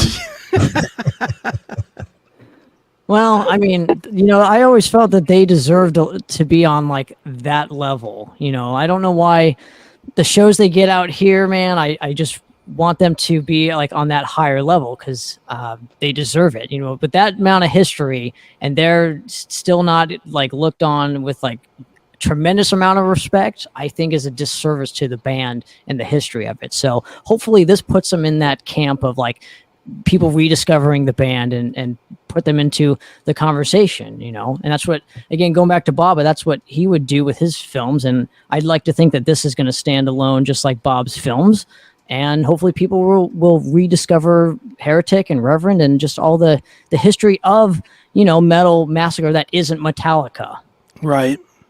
Right on. Well, Tanner, where should people go? Give people a little bit of the rundown on buying the product and buying the DVDs. And, I know you've got a couple packages out there. Tell people where to go and what to buy. And there it is. There you go. So you can go to poppittproductions.com. That's the website there, POPPITT productions.com. We are selling a buttload of these so far. So we have a couple copies left. I hope everybody gets a chance to check it out. You can go on, it will be streaming on Amazon. It just got licensed for that, but nice. Unfortunately, I have no idea when it's actually going to go live. So until then, the only way to see it is to get a physical copy because I'm a physical media whore and I had to have physical media. And then, I have other films on there as well. And I just hope people support it and like the film for what it is. Well, as Angelo mentioned about, what Chris and I do and what a lot of other people do with the podcasting and the live shows and so on and so forth. Now that you're into the whole video documentary there, Tanner, are you self-funded? Are you self-produced? Or do you have any kind of backers that help you with your production cost? Or no, you're just a passionate metalhead who likes to do video documentaries? Yeah, I would consider. Well, I would consider myself an artist, a musician, a filmmaker. I don't know. I just fly by the seat of my pants when it comes to these things. And there's no funding. I mean, who's going to fund me, right? At this moment, right? I'm kind of starting to build my name in a different art form that isn't music. So I think, eventually I will get there. But this costed me. What, gas money? Is that what it is, Angelo? Time and gas money. So basically, I just did it out of passion and to, again, for a great band that I hope people will enjoy. So perfect. Look at you. You're one of us. That's why Chris allows you on the CMS radio network. And just to let you guys know, I mean, and like I say, this has just fascinated me. I wish Tanner had actually logged the miles that he put on, the hours that he spent on the phone, the hours that he spent at the computer, the hours that he spent tracking people down to get some of these interviews, the editing. I mean, this is a one-man wrecking crew right here. And for those of you who do pick up the Blu-ray or whether you wait for it to come out on Prime. All of that is that one-man wrecking crew right there, and he did a fantastic job, and I'm so honored to be a part of what he did. Oh, well, thank you, Angelo. I appreciate it, man. Yeah, I'm glad my efforts are acknowledged, and like I said, I didn't live 40 years, through this, so I put in my time, I guess, for the little moment that I got to work with you guys. But yeah, you guys put in 40 years, man. That deserves a lot more credit than me editing and putting together a film. So excellent. All right, enough ass kissing, please. I mean, stop it. all right, guys. Well, we appreciate you coming on the show and talking about the new documentary that's available. Is this for pre-sale or this is for sale? This is for sale. Yeah, okay. People have been ordering it, and like I said, I have a few copies left, so they're going fast. All right, perfect. So why don't you be one of those people and go pick up this new DVD, this new documentary. If you're into the metal documentaries, a la Bob Nalbandian, Inside Metal, you'll really enjoy this one as well because it's done in very much the same format, very much in the same way. And rest in peace, Bob Nalbandian. great friend to us, great friend of the show, and great friend to all the metalheads out there. Yeah, and a legend here in the LA area.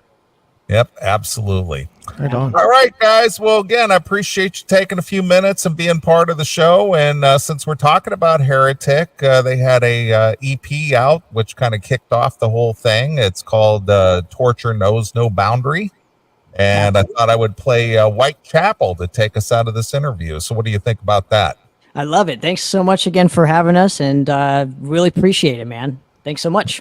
All right, perfect. Well, here it is. This is the legendary Heretic with Whitechapel exclusively here on your classic metal show.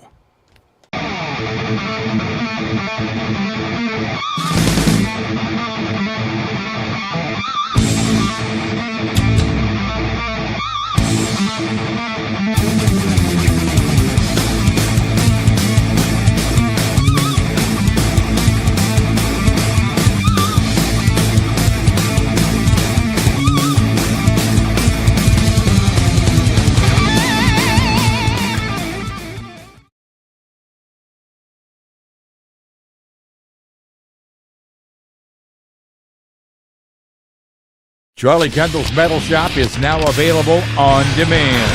Go to mixcloud.com/metal shop and you got us. The latest Metal Shop shows in their entirety, absolutely free. Metal Shop, the only show with teeth. Hi, this is Jen from How We End, and you are watching CMS TV.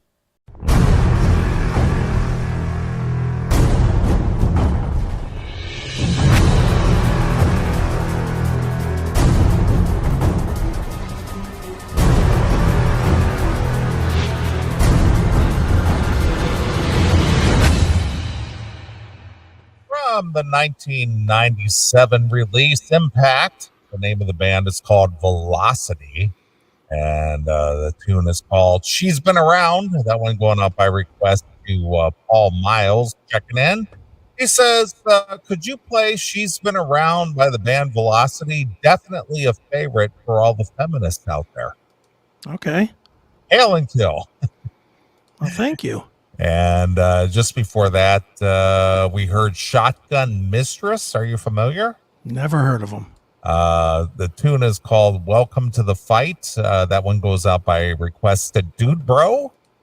And we also heard, let me see here. We also heard the band Alabama Thunder Pussy. Okay. Heard of that. You interviewed that girl one time, didn't you? I did. Yeah, I don't think that's Nashville Pussy. Nashville Pussy. But I've interviewed Alabama Thunder Pussy. Yeah, as thought I knew that sounded familiar. But anyway, that goes out by request to T Cuz Bruh. And I got a little lesson about where that name comes from. Okay. So because I always get a little confused because it's such a weird handle, if you will. But I get this little note. Hi, Neeley. I would like to request the song None Shall Return by the band Alabama Thunder Pussy. Yes, that's the real name. Fans will refer to them as ATP. It is, let's see, this tune was from their last full-length release before the band broke up in 2008. So that's been 16 years already. And it was the only one to feature Kyle Thomas of Exhorter on lead vocal. Okay. Are you familiar? I'm familiar with Kyle Thomas. I just interviewed him maybe a month ago. Okay, there you are. I figured I explained the username. It's 3 different Southern terms of endearment jammed together. You say it correctly. You sometimes say, I think I said that right. However, I'll give you an example of the use of the name in a good old Southern greeting. It goes, "What's up, T? Not much, cuz, and yourself? Bruh, let me tell you what's happened." Jam all 3 together and you have T cuz bruh. I'm sure you were worried about that. Well, see, I'm learning Southern culture. There you go. So he said I signed up for locals, but I'll continue to be in the Rumble chat. Hello, all you Rumblers. To hang with the niggas over there. Hey, language. Geez. Have a great show. So there you go. T cuz bra. Do we need that language though? I mean, He didn't use the hard R. He used the A. You know, that's the difference. We just came out of that family-friendly segment, and now you're going to use that language. Jesus. Well, this is what I need from you, T cuz bra, since you're from Louisiana. I want to visit New Orleans for the opportunity just to sightsee and see historical landmarks and things. I've been to New Orleans a couple of times. Okay. Obviously, the big draw down in New Orleans is down there on Mardi Gras. No, I've never been there during Mardi Gras, but I have been there, and I've had an opportunity to walk around and look at some of the historical buildings and sites and so on and so forth. But because of the rise of the at least what's reported in the news as the violence and the so on and so forth, what would be a good time of the year just to go down there and just walk around the city and see the sights and visit kind of historical places, be it the cemeteries or, buildings and so on and so forth? I've been all the way down on what's some famous street down there? It's slipping my mind. High Street or no? What is I don't know. Come on, where they hold Mardi Gras? Where the hell is that? I don't know. It's been years, dude. Come on. I don't know. Everybody knows that. Everybody knows some famous street down there for some reason. Don't? It slipped my mind. Me too. New Orleans, famous street. Now we're both going to look like dummies. Yeah, I don't know. I mean, it's not coming up. Bourbon Street? Bourbon Street. There you are. I've been down to the end of Bourbon Street where Lafitte's blacksmith shop is, and seen some of the culture and the sites down there, and I've visited some cemeteries and things like that. But what would be a good time of the year to go? Not necessarily during any kind of celebratory time of the year, but just some time of the year that's kind of cool. I'm thinking October. Not really sure, but if you have some insight, hit me up on the email. Let me know what your thoughts are. I'm thinking you're the right shade for never time. Is that how it goes? I'm thinking. Well, I just kind of have a thought that I just, I want to make a trip down there for a couple of days and just kind of take in some of the sites and the culture and so on and so forth. Have some, have some gumbo. Have some jambalaya, You know what? You can order that in. It's not the same. It's pretty much the same. It's not the same. Yeah, you're right. You're not risking your life to get it. That's my point. That's why I'm asking the question. That's why I'm asking the question. Is there a better time of the year to go than others, or not at all? Or is it too life risking to go, or, should I not consider going at all? That's the question I need to know. All kidding aside, you can't live your life in fear. I mean, true. I agree. And in the couple of times I've been to New Orleans, I've enjoyed what I've seen. I just didn't spend enough time there to really, go into depth and take it all in. Right. Why don't you want to go for Mardi Gras? Too much? Well, that's the real touristy time. That's not really the time to go see the history of the city. That's the party time. But it might be the time that all the historical shit is empty. Yeah, true. But I don't know. That's why I'm asking the question, because I really don't know the answer. I just kind of want to know, because if there's sometime within this year, I just may take a trip and just go for a couple of days and just kind of, go kick around a little bit, see what's going on. Yeah, I don't blame you. You got the chance. Why not do it? I agree. Especially now that you have a month free that you didn't expect to have. That is true, and that's what I'm thinking. You kind of read my mind here.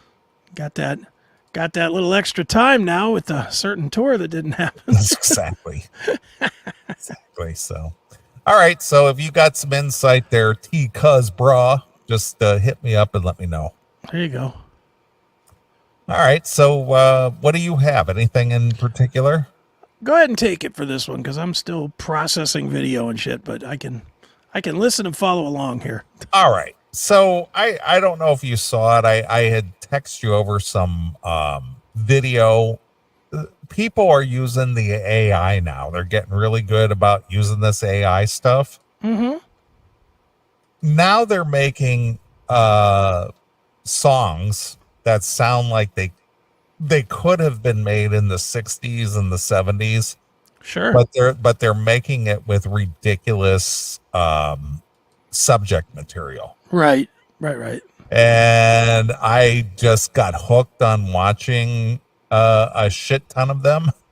It was just like, holy shit, this is ridiculous. So a lot of these songs sound like they're from, like the Motown days. Right. And they're making songs that have goofy subject material, like I just shit my pants, or right. You better have dinner on the table, bitch, and stuff like that. Right. And I thought maybe we could, feature a couple of these, but these are 100% AI generated songs and music with words and instrumentation and so on and so forth. And if you didn't know any better, you would probably go, when the hell was that made? Right. And basically it was just made yesterday. Right. But it's just crazy because it's so good. You would think that it was actually from the 60s or whatever, 60s or 70s song, and you just go, wow, when was that a popular song? I never heard that one before. Is that the Shirelles? Why are the Shirelles singing about shitting themselves? Exactly. So I'm going to shoot you over a couple of links real quick. All right. And see if our fans might dig it. But I'm hooked on it because one led into another and then into another. And I was just like, holy shit, this is crazy. And the fact that, and we talked about this on the show, that the fact that AI is generating music and so on and so forth, what's the point in having a band now or being an artist or whatever, especially when AI is now generating music and words and lyrics and everything that sound as good as something anybody could put together. Oh yeah. No, I know, dude, and it's only going to get better. That's the crazy part. That's why it's one of the reasons these guys are buying up all the catalogs, so that they have the rights to make new music from Queen or Metallica or the Rolling Stones or whoever.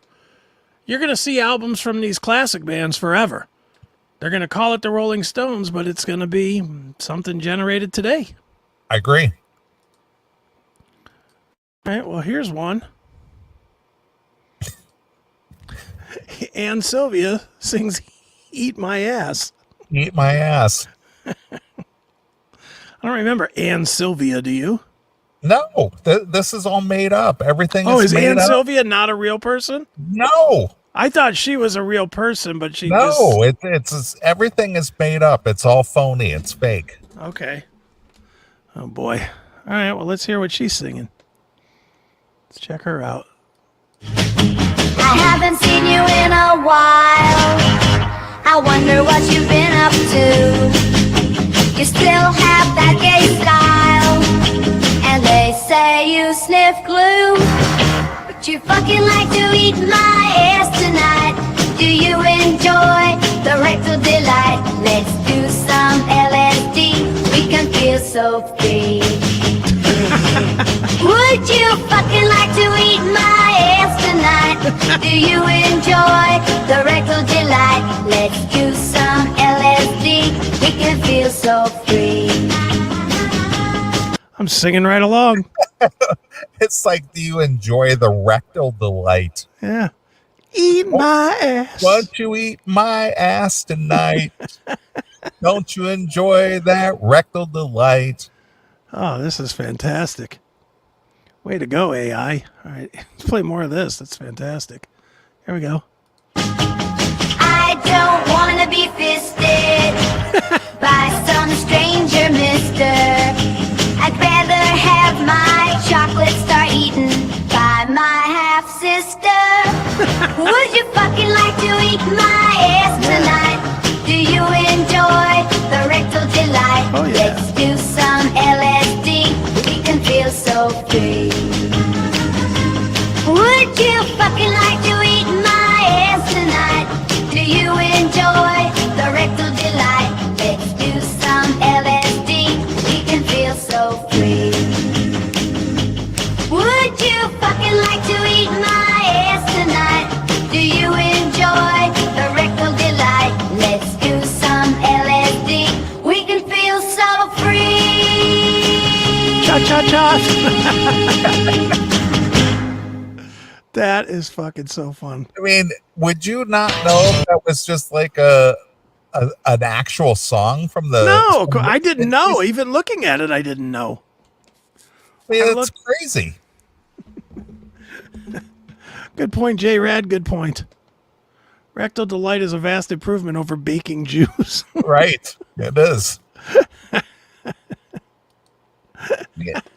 I mean, it's just amazing the what technology is up to these days. And it's just going to get more and more. I know, but if you didn't know about AI and you just stumbled on that song and you go, holy shit, is that one of those like who is that, Dr. Demento? Yeah, sure. You go, is this Dr. Demento or something? Mm-hmm. And you just had no idea. Yeah, see, I'm going to address this, and I'm going to let you address this as well before we play another one. All right. Can't believe you're enjoying that shit. Yes, I enjoy it. It's funny. It's funny. It's comedy. And unlike you, I don't need to see the guy play the song. You know, I've enjoyed a million songs that I have no idea if the people listed on the record played them or not. We found out for years and years that half of the shit from the 60s was played by the same 8 people. Yeah. In the Wrecking Crew. Yeah, exactly. Yeah. And none of us give a shit. None of us are saying, well, I can't listen to the Temptations anymore because it wasn't played by them. Yeah. Well, you can't listen to Pet Sounds now from the Beach Boys because the Beach Boys didn't play on it. Yeah, no one gives a shit. It's the way we're going. Just enjoy the ride, you fuckwad. You know, why does everything gotta be? Are you going to hold this up as one of the greatest creations ever? No. It's just funny. And I'm going to be honest. Going forward, if they put out a fake AI Queen song and it's good, I'll be the first one there liking it. I'll listen to it. I don't give a shit. Because I don't give a shit about the people that are really making the music. I've said that a million times. I'm fine with tracks. I'm fine with give me a good show. Same with the music. What would I rather have? A broken down singer, belching out an album, or something from their heyday? I'll take something from their heyday. I don't give a shit. I'll buy the next 40 Kiss albums. I don't care. I'm not going to buy any of them anyway. I'm just going to stream them anyhow. So what difference does it make? I agree. You know. Right. All right, well, let's play this happy little number. I sent you half a dozen of them. Yeah, I got them. Let's play this one here. This is a happy one for the wife. It's time to shut it, bitch. And not only that, but the artwork is AI generated. Yeah, it is. See, this is fine with me, Jim. Keep listening to the same fucking records over and over again. But that's who you are. This is even if these were new bands, you wouldn't listen to them. Right. You wouldn't, because you're an old curmudgeon that sits in your house and plays the same fucking 10 records over and over again. Holy shit, it's Rory Gallagher live from 1978. Fuck yeah. You know, go ahead, listen to that shit. Nobody gives a shit. Doesn't mean the rest of us have to live in your fucking limited lifestyle. Fuck. All All right, here we go. It's time to shut it, bitch. This is dedicated to Jim, actually. I know, 1976. That's right. Here's the classic from 1976, the same year that Jaws hit the movie theaters. That's right. The silver screens, just people running out of the waters, scared out of their wits. That's right. This one goes out to Maple Heights. This one goes out to Jim. Jim, it's time to shut it, bitch. You've been running that mouth all fucking day. With all that bullshit, you got nothing else to say.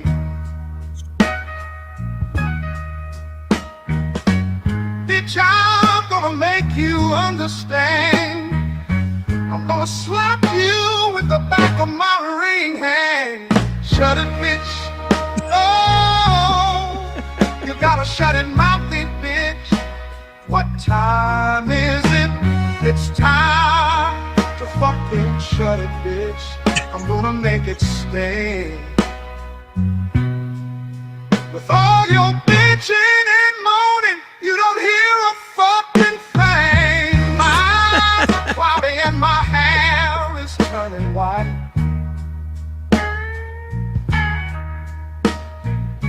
What do I got to do to get some peace tonight?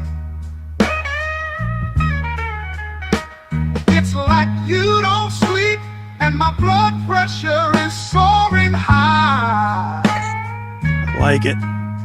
I got to bitch slap that mouth before I fucking die. Shut it, bitch. Oh, you gotta shut it, mouthy bitch. What time is it? It's time to fucking shut it, bitch. I'm gonna make it sting. With all your bitching and moaning, you don't hear a fucking thing. I like it. If you didn't know this, would you think this was like a lost Marvin Gaye tune or something? Yeah, of course. Or his cousin or something. Yeah, you go, is this like a lost track? Were they just fucking around in the studio and just kind of goofing on a song? Or, you know? Is it Marvin Gaye? I like it. Oh, it's just hysterical. Yeah, it's so silly that it's great. And just to think, there's no musicians involved. There's nobody actually writing the song. There's nobody actually singing or performing the song. No payroll. Nothing.